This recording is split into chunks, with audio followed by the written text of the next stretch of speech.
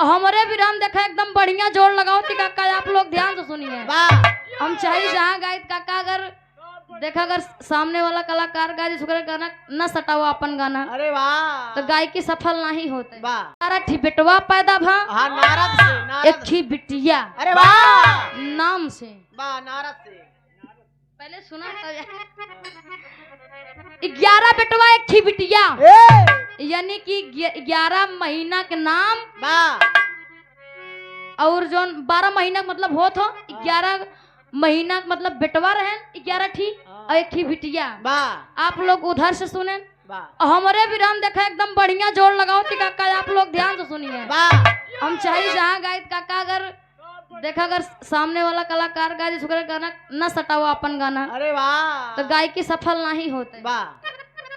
फिर से वही बच्चा ठाकुर छाया हुआ नाम, प्रधान जी भैया 51 रुपए का मान आशीर्वाद, बहुत बहुत प्रणाम प्रधान जी के। सिलेंडर ना है प्रधान जी का भैया फिर से बैटरी उतर गई, हारन ना बजाओ, अब हारन ज्यादा ना बजवा जना गड़बड़ाई जाए मामला, जान ले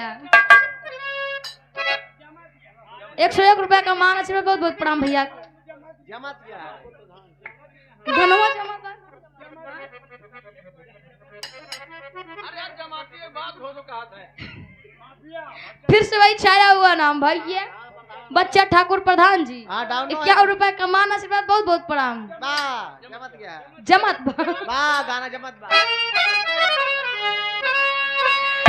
हमरा विराम आप लोग के सुने मिली, जोन काका रे पहले कहा 16 आना, 1 आना, 2 आना, 5 आना, 4 आना, ये पैदा कहाँ से भवा?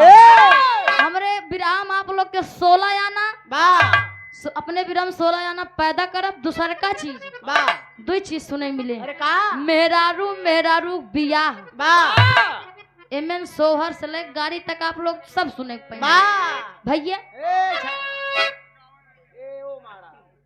स्वर दे किया भैया।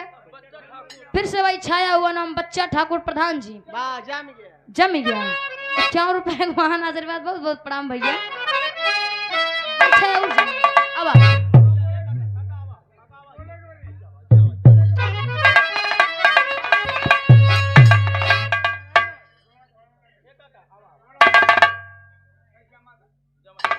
जमात है भैया, जमत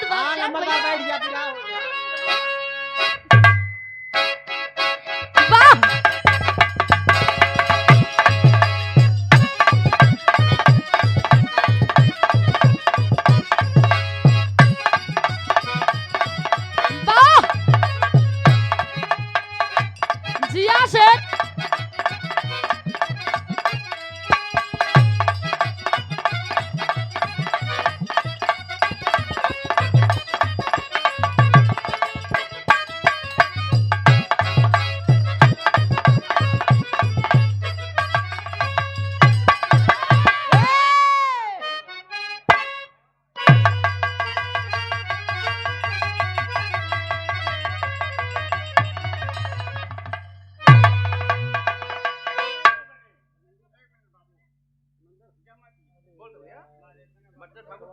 बच्चा ठाकुर प्रधान जी 51 रुपए का मान आशीर्वाद भैया, बहुत बहुत प्रणाम। जमत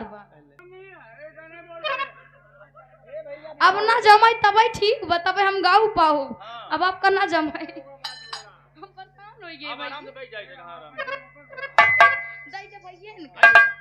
आओ ये धीरज भैया, अब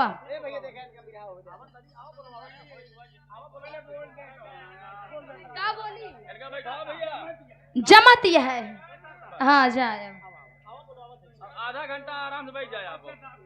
बच्चा ठाकुर प्रधान जी जमत यह है, हाँ जमत यह है भैया, जाए अब।